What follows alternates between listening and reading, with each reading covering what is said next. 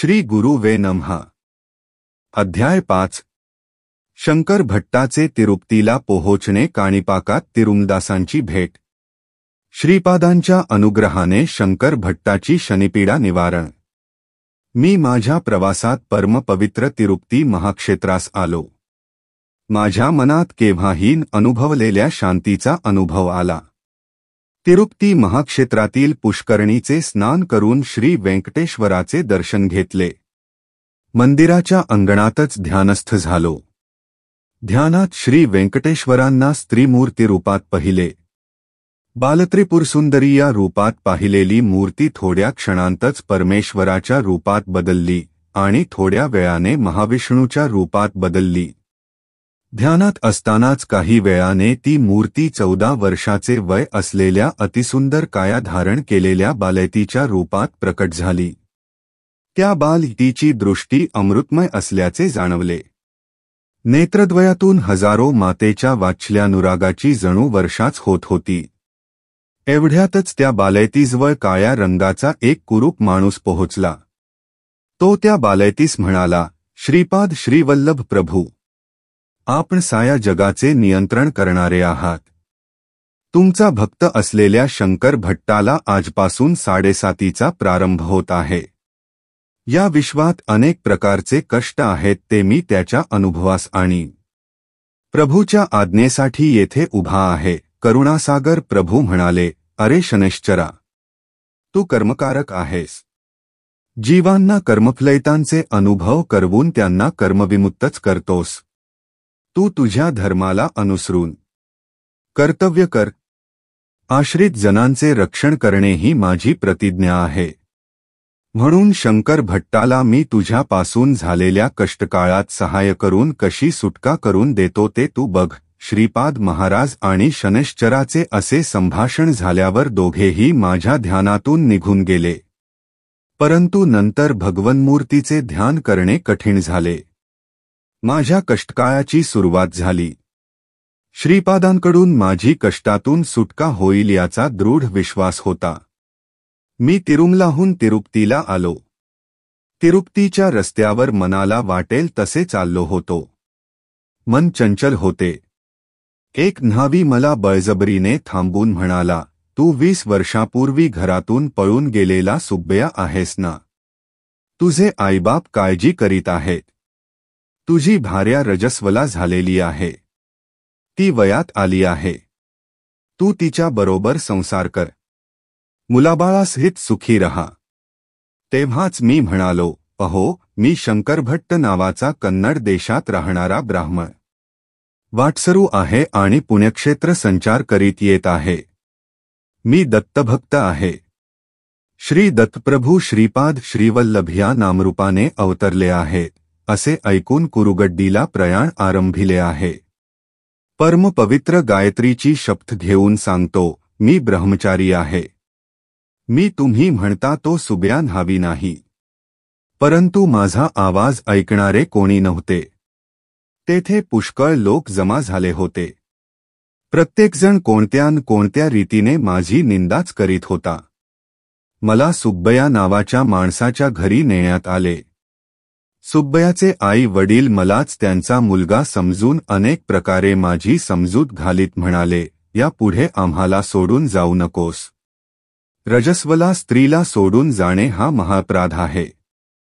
त्यातील एक माणूस म्हणाला, सुब्बया दाढी आणि मिशांनी झाकला गेला आहे। याचे क्षौरकर्म केल्यास पूर्वीची कळा येईल। मी सुब्बया नाही असे अनेकदा सांगितले, परंतु माझे ऐकणारे कोणीच नव्हते। बळजबरीने माझे क्षौर कर्म करण्यात आले। गुळगुळीत गुंडू केला। दाढी मिशा पण कान टाकल्या। माझ्या गळ्यातील पवित्र यज्ञोपवीत सुद्धा काढून टाकले। माझ्यासाठी त्यांच्या माहितीतल्या एका भूत वैद्याला बोलावण्यात आले। त्याने चित्रविचित्र अशी वेशभूषा केली होती। त्याच्या भयंकर दृष्टीनेच माझ्या हृदयात कांपरे भरले।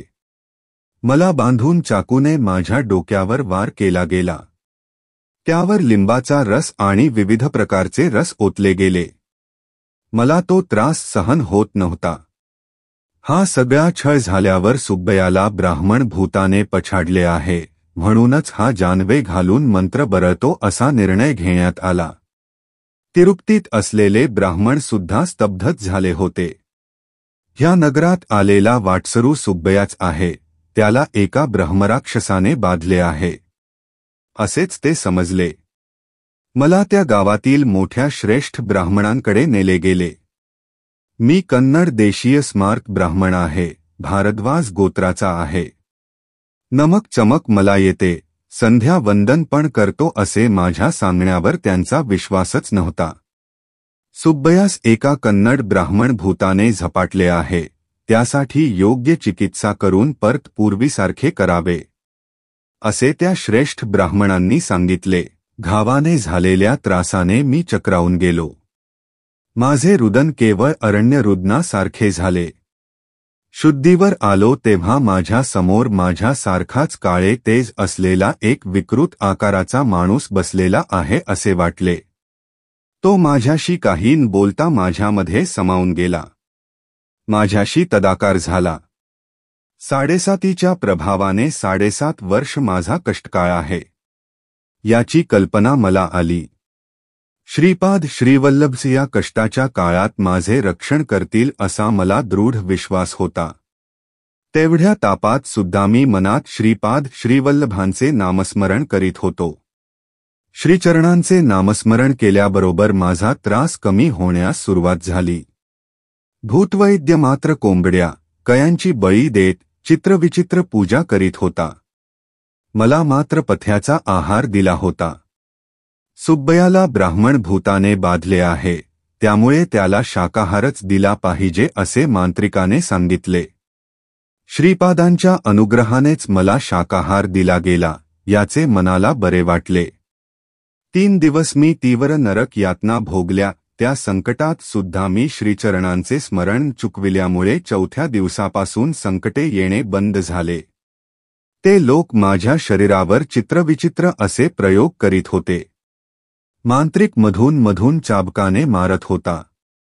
श्रीवल्लभा शरण शरण अशी दीनतेने हाक मारीत मी रडत होतो. श्रीदत्ताची अनन्य भक्तीने सेवा करणायालाही अशी नरकबाधा कशी असते याचे मला आश्चर्य वाटत होते. तेवढ्यातच विचित्र घडले. माझ्या शरीरावर चाबकाचा मार बसला, परंतु मला किंचित सुद्धा त्रास झाला नाही. तेव्हा मांत्रिकच रडू लागला. तो मला मारत होता, पण त्याच्या माराचा त्रास त्यालाच होत होता. हे कसे घडते हे त्याला समजत नव्हते. तो माझ्याकडे वेडसर नजरेने पाहत होता. मी मात्र ही श्रींचीच लीला आहे असे समजून हसलो.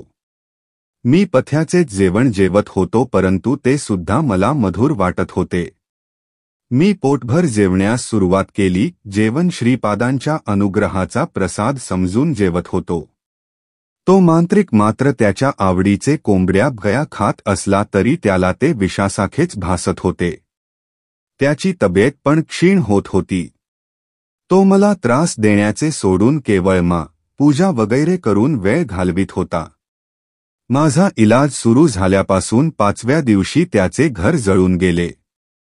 त्या घरात अग्नी नव्हताच, तरीसुद्धा सगळ्यांच्या देखतच अग्नी प्रकट झाला आणि क्षणातच सगळे राख झाले. 6व्या दिवशी तो खिन्नतेने सुब्बयाच्या घरी येऊन म्हणाला, सुब्बयाला लागलेले ब्राह्मण भूत मांत्रिक होते. त्याने माझ्या घराला मांत्रिक प्रयोगाने दग्ध केले. वेताळ वगैरे अनेक क्षुद्र शक्तींना प्रसन्न करण्यास अनेक प्रकारच्या पूजा कराव्या लागतील, त्यासाठी अधिक धनराशी लागेल असे त्याने सूचित केले. मंत्रातंत्राचा काहीच उपयोग नव्हता. मांत्रिक धनाच्या आशेने असे वागत होता हे मला माहीत होते. विधीचे विधान मानून मान खाली घालून सुब्बयाच्या पत्नीला माझीच पत्नी म्हणून स्वीकार करण्याची वेळ आल्यास त्याच्यापेक्षा अधिक लाजिरवाणी परिस्थिती काय असणार? त्यापेक्षा मोठा विश्वासघात कोणता असू शकतो याची मला खंत वाटली. विधी माझ्या जीवनाशी एवढ्या क्रूरतेने का खेळत आहे समजत नव्हते, उलगडत नव्हते. माझे काळीज कापत असल्याचा अनुभव येत होता.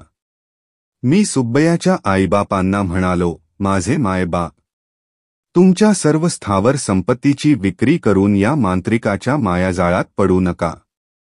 माझी तब्येत चांगलीच आहे. मी तुम्हाला आईबापासारखेच मानतो, तेवढ्यावरच मला मांत्रिकाकडून मुक्ती मिळाली. सुब्ब्याचे आईवडील अत्यानंदित झाले. त्यांच्या डोळ्यातील आनंद पाहून माझे डोळे पण ओले झाले. परस्त्री मातेसमान असते म्हणून येणाऱ्या संकटातून माझी रक्षा करावी. धर्मभ्रष्ट होऊ देऊ नये, अशी अत्यंत दीनपणे मनातल्या मनातच श्रीपादांची प्रार्थना करीत होतो. माझा इलाज सुरू झाल्यावर 8व्या दिवशी माझी सेवा करणाऱ्या सुब्बयाच्या पत्नीला बघून म्हणालो, माझ्या बाबतीत तू काय समजतेस? मी खरा सुब्बयाच आहे यावर तुझा विश्वास आहे का? त्यावर ती म्हणाली, मी 2 वर्षाची असताना माझे लग्न झाले. आता माझे वय 22 वर्ष आहे. आप माझे पती आहात का नाही ते त्या परमेश्वरालाच माहीत, दुसऱ्या कोणालाही माहीत नाही. नूतन यौवनात पदार्पण केलेल्या पत्नीस बाह्य पुरुष स्थिर राहू शकत नाही. आपण इतका त्रास सहन करीत असताना सुद्धा मला पत्नी या नात्याने स्वीकारले नाही, स्पर्श केला नाही. हे सगळे उत्तम संस्कार असण्यालाच शक्य आहे. तुमच्याविषयी मला कसलीच भावना नाही. मी कुळाचराला अनुसरून धर्मानेच जीवन कंठायचे ठरवले आहे. आपण माझे पती असल्यास या चरणदासीला सोडून जाऊ नये. माझा नवरा पळून जाऊन 20 वर्षे झाली. माझा विवाह बालपणातच झाला, तो मला नकळतच. या कारणास्तव तुम्ही मला आपली पत्नी म्हणून स्वीकार करू शकता. मी तुमच्या मार्गदर्शनाखालीच राहीन. तुम्ही नेहमी स्मरण करता ते श्रीपाद श्रीवल्लभांचे स्मरण करीन. त्या सद्गुरूंच्या चरणी ह्या जटिल समस्येचे धर्मसंमतीपूर्वक निवारण करावे अशी मी प्रार्थना करीन. तिचे वक्तव्य मला युक्तिसंगत असल्यासारखे वाटले. मी म्हणालो, श्रीपाद श्रीवल्लभ साक्षात दत्तप्रभूच आहेत. या कलियुगात त्यांनी अवतार घेतला आहे. प्रस्तुत ते कुर्वपुरांतच आहेत. आपल्या भक्तिभावास अनुसरून त्यांचे वर्तन असते. श्रीपाद श्रीवल्लभांना सद्गुरू या रूपाने स्मरण केल्यास सदुःखसारखेच अनुभव येतात. परमात्मा या रूपाने स्मरण केल्यास तेच परमात्मा आहेत असे सिद्ध करतात. तू सुद्धा श्रीपाद श्रीवल्लभांचे नामस्मरण कर. अचूक कर्तव्याचा बोध होईल. सगळ्यांना आनंदमय परिणाम लाभतील. त्या दिवशी वाड्यात भविष्य सांगणारा एक माला जंगम आला. जंगमाच्या वेशात असलेल्या त्या माणसाकडे ताडपत्री ग्रंथ होते. आमच्या वाड्यातील सर्वजणांना थोड्याच कालावधीत तो फार आदरणीय झाला. त्याला भेटलेल्या सर्व भाविकांना तो भूत भविष्याची माहिती अत्यंत अद्भुत प्रकारे सांगत असे. त्याच्याजवळचे ताडपत्र ग्रंथ हे नाडी ग्रंथ असून त्याला रमलशास्त्र असे नाव होते. त्यातील विषय अचूक असून त्यात सांगितलेल्या घटना बरोबर घडतात असे तो सांगत असे. सुब्बयाच्या जनकांच्या समजुतीसाठी तो आमच्या घरीसुद्धा आला. माझ्या हातात थोड्या कवड्या देऊन त्या खाली टाकण्यास सांगितल्या. त्यानंतर गणित घालून त्याच्या ताडपत्राच्या ग्रंथातून एक पत्र काढून त्याने वाचण्यास सुरुवात केली. प्रश्न केलेला माणूस शंकरभट्ट नावाचा कन्नड ब्राह्मण आहे. दत्तावतारी श्रीपाद श्रीवल्लभांच्या चरित्राचे लिखाण हाच करेल. पूर्वजन्मी हा आणि याचा एक मित्र कुकूर ह्या शहराच्या थोड्याच दूर असलेल्या मोगलीचरला ह्या ग्रामात जन्मले. जुगार खेळण्यात त्यांची विशेष आसक्ती होती. त्या ग्रामात एक प्रसिद्ध स्वयंभू दत्ताचे देऊळ होते. हा श्री दत्त देवालयाच्या अर्चकाच्या भावाच्या रूपात जन्मास आला. मोठ्या भावाच्या अनुपस्थितीत पूजा वगैरे हाच करीत असे. दत्त देवालयाच्या प्रांगणात हा आणि याचा मित्र दोघेही जुगार खेळण्यात मग्न असत. हा किती अनाचार आहे याची त्यांना खंत नव्हती. त्याच्या मित्राबरोबर एके दिवशी खेळताना त्याने विचित्र अशी अट ठेवली. त्याचा मित्र जिंकल्यास हयाने खेळात हरलेली रक्कम द्यावी आणि हा जिंकला तर त्याच्या मित्राने आपल्या पत्नीस ह्याला द्यावे असे ठरले. या कराराला साक्ष म्हणजे हे दत्तप्रभूच आहेत असे मानून प्रमाण करून जुगार खेळण्यास सुरुवात केली. आपल्या समक्ष अत्यंत वाईट खेळ चालू असलेला दत्तप्रभू बघतच होते. खेळामध्ये शंकरभट्ट विजयी झाला. शंकराच्या मित्राने त्याच्या पत्नीस त्याला देण्याचे नाकारले. भांडण मोठ्या माणसांपर्यंत गेले. कुळातील सुज्ञ लोक एकत्रित जमले. पवित्र अशा दत्तप्रभूसमोर एवढे मोठे दुष्कृत्य घडले, ही अत्यंत खेदपूर्ण घटना होती. परस्त्रीचा मोह करूनन तिला वक्रमार्गाने प्राप्त करून घेण्याची इच्छा दर्शविल्याबद्दल शंकर याच्या डोक्यावर गरम तेल घालावे.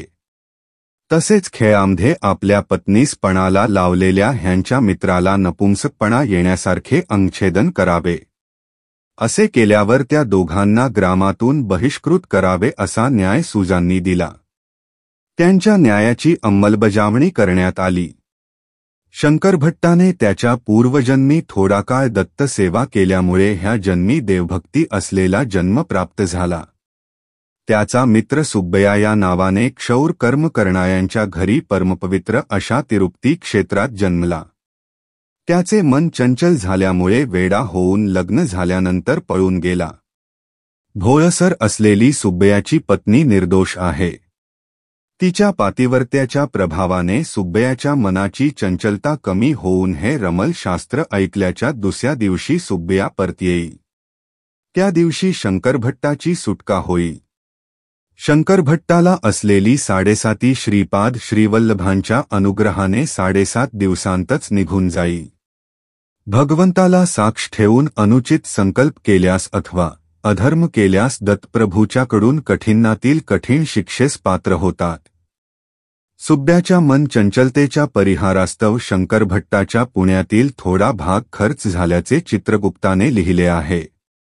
कर्माचा प्रभाव अत्यंत सूक्ष्म रीतीने काम करीत असतो, ह्या सत्याची जाणीव होऊन जीवाने सदैव सत्कर्मच करावे. दुष्कर्म कधीही करू नये.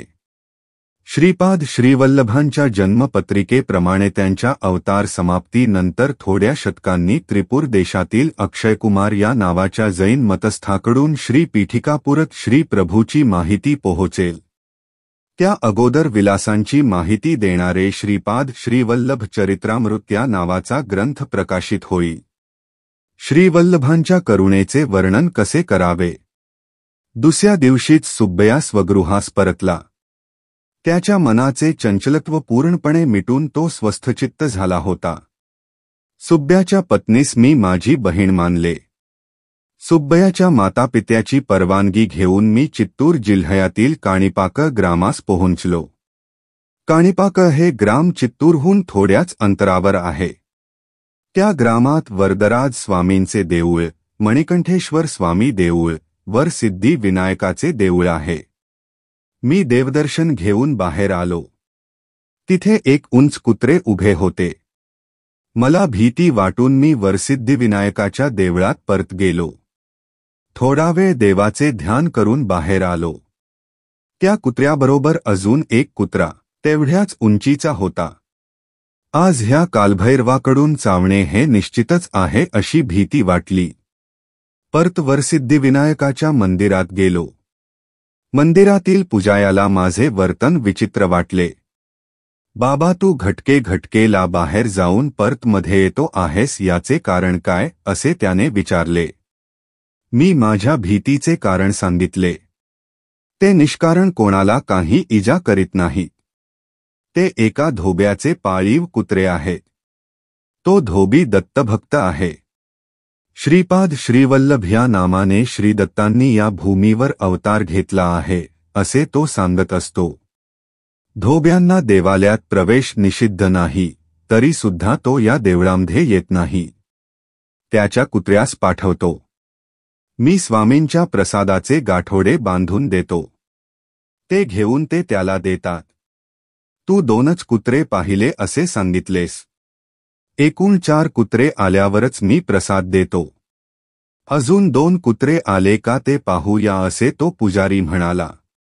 आम्ही बाहेर येईपर्यंत 4 कुत्रे होते. पुजाऱ्यांनी प्रसादाचे गाठोडे करून दिले.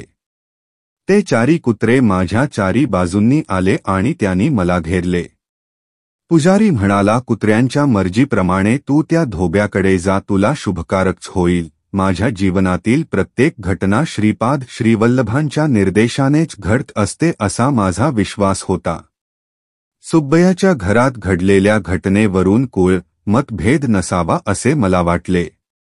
एक चांडाळ ब्राह्मण कुळात जन्म घेऊ शकतो. या जन्मातील ब्राह्मण दुसऱ्या जन्मात चांडाळ रूपाने जन्म घेऊ शकतो.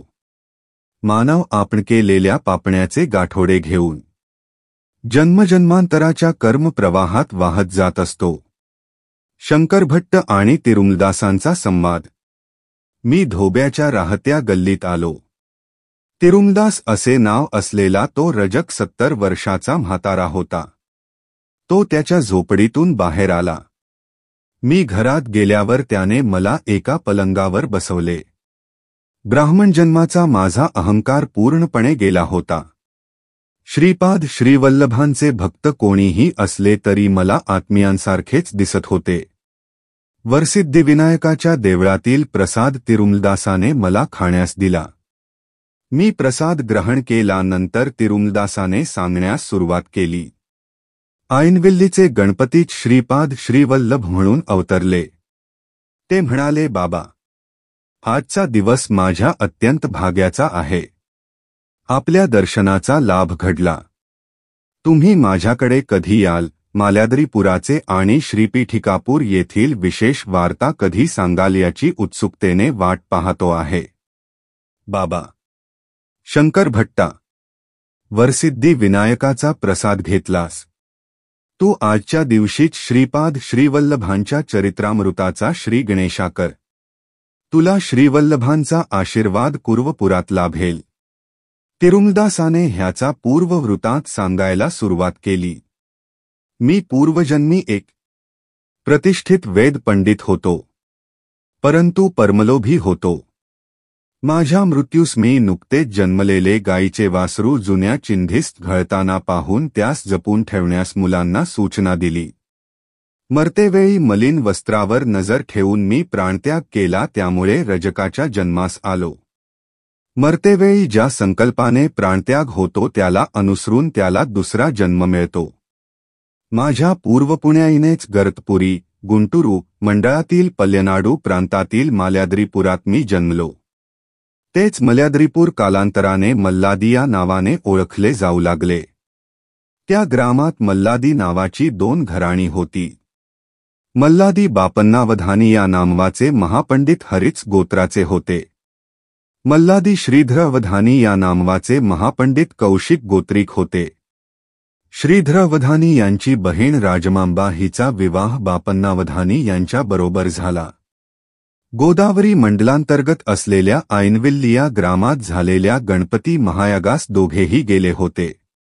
शास्त्राप्रमाणे शेवटच्या आहुतीचा गणपती आपल्या सोंडेत स्वीकार करील आणि आपले स्वर्णकांतीयुक्त स्वरूपाचे दर्शन देईल असे पंडितांचे मत होते. यज्ञाच्या शेवटी स्वर्णकांतीने गणपतीने दर्शन दिले. शेवटची आहुती आपल्या सोंडेत घेतली आणि मी स्वतः संपूर्ण कलेने गणेश चतुर्थीच्या दिवशी श्रीपाद श्रीवल्लभ रूपाने अवतार घेईन असे वचन दिले. यज्ञास आलेले सगळेच लोक आश्चर्यचकित झाले. त्या सभेत 3 नास्तिक होते. ते म्हणाले, दिसते ते सगळेच इंद्रजाल आहे की महेंद्रजाल आहे, पण गणपती मात्र नाही. तसे असलेच तर परत एकदा त्याचे दर्शन घडवून आणावे. काणीपूर विनायकाचा महिमा. होमकुंडातील विभूतीने मानवाचा आकार घेतला. त्यानंतर ती महागणपती स्वरूपात रूपांतरित झाली. ते रूप बोलू लागले, मूर्खानो. त्रिपुरासुराच्या वधाच्या वेळी शिवाने बलिचक्रवर्तीचा निग्रह करण्यापूर्वी तसेच शिवाचे आत्मलिंग घेऊन जाणाऱ्या रावणास विरोध करते वेळी भगवान विष्णूने, महिषासुराचा वध करण्याच्या समी पार्वतीने, भूभार घेण्यापूर्वी आदिशेषाने, सर्व सिद्धी सिद्ध होण्यापूर्वी सिद्धमुनींनी, प्रपंचावर विजय साधण्याच्या निमित्ताने मन्मथाने, याचप्रमाणे सकल देवतांनी माझी आराधना करूनच अभीष्ट प्राप्त केले. सगळ्या शक्तीचे मीच भांडार आहे. मी सर्वशक्तिमान आहे. राक्षस शक्ती सुद्धा माझ्यामध्येच आहे. सर्व विघ्नकर्ता मीच, सर्व विघ्नहर्ता सुद्धा मीच आहे. दत्तात्रेय म्हणजे कोण समजलात? हरिहर पुत्र असलेला धर्मशास्ता तोच. विष्णुरूपात ब्रह्मारुद्र रूप विलीन झाले तेच दत्तरूप होय. धर्मशास्त्रात गणपती षण्मुख रूप विलीन झालेले हे रूप सुद्धा दत्तरूपच आहे. दत्तात्रेय हे सर्वकाळ त्रिमूर्ती स्वरूपच असतात. श्रीपाद श्रीवल्लभ रूपात महागणपती असल्याने गणेश चतुर्थीच्या दिवशीच त्यांचा अवतार होईल. त्यांच्यामध्ये सुब्रह्मण्याचे तत्व असल्याने ते केवळ ज्ञान अवतार म्हणून ओळखले जातील. धर्मशास्त्र तत्वामुळे ते रूप समस्त धर्म कर्माचे आदी आणि मूळ असे समजले जातील. हा अवतार मातापित्याच्या संयोगाचे फळ नसेल. ज्योतिस्वरूपच मानवाकृतीचे रूप घेईल. श्री गणपती पुढे म्हणाले, मी तुम्हाला शाप देत आहे. सत्यस्वरूप पाहून सुद्धा ते असते आहे असे म्हणालात, त्यामुळे तुमच्या पैकी एक आंधळा जन्मेल. सत्यस्वरूपाची प्रशंसा न करता टिंगल केल्यामुळे तुमच्या पैकी एक मुका जन्मेल. एवढा जनसमुदाय निजभक्त त्या सत्याच्या बाबतीत सांगत असता दुर्लक्ष करून ऐकल्यामुळे तुमच्यापैकी एक बहिरा जन्मेल. तुम्ही तिघे बंधुरूपाने जन्माल. माझ्या स्वयंभू मूर्तीचे दर्शन घेतल्यावरच तुम्ही दोषरहित व्हाल. बाबा, ते तिघेही या काणीपुरात भावंडाच्या रूपात जन्मले. त्रिमूर्तींना दूषण दिल्यास घोर अनर्थ होतो. ही 3 भावंडे 1 एकर जमिनीत याच ग्रामात उत्पन्न काढीत असत. त्या शेतात पायथ्याला एक विहीर होती. मोटेच्या सहाय्याने पिकांना पाणी देण्याची सोय केली होती. एका वर्षी कुकाळ पडला. जमिनीतील पाणी वाळून गेले. एके दिवशी विहिरीत असलेले पाणी सारे खर्च झाले. फावडा घेऊन तिघेही वाळू काढण्याच्या प्रयत्नात होते. त्या पाण्याखालील भागात असलेल्या दगडावर फावडा लागून रक्ताचा फवारावर आला. रक्त हाताला लागल्याने मुक्याला वाचा फुटली. पाणीसुद्धा विहिरीत यथाविधी भरू लागले. पाण्याच्या स्पर्शाने बहियाचा दोष गेला. तिसऱ्या आंधळ्याने त्या पाण्यातील दगडाला स्पर्श आल्यामुळे त्याचे अंधत्व नाहीसे झाले. त्या स्वयंभू विनायकाच्या दगडी मूर्तीच्या डोक्यावर फावडा लागून रक्तस्रावास आरंभ झाला. ती स्वयंभू मूर्ती बाहेर काढण्यात आली. त्या वरसिद्धी विनायकाची प्रतिष्ठापना करण्यास सत्यऋषीश्वर असे नामांतर झालेले बापन्नावधानी आणि त्यांचा मेव्हणा श्रीधरावधानी या ग्रामास आले होते. वरसिद्धी विनायक त्यांना म्हणाले, महाभूमी मधून या लोकात आलो. पृथ्वी तत्वावर अवतार घेतला. हे तत्व कालांतराने अनेक रूपांत रूपांतर होईल. जलतत्वात, अग्नितत्वात, वायुतत्वात, आकाशतत्वात माझे अवतरण झालेलेच आहे. ऐनविल्लीमध्ये तुम्ही केलेल्या महायज्ञातील भस्मान्य हे रूप धारण केले. नृच्या कर्तव्याचे आदेश देतो. श्रीशैल्यामध्ये कळा कमी आहे.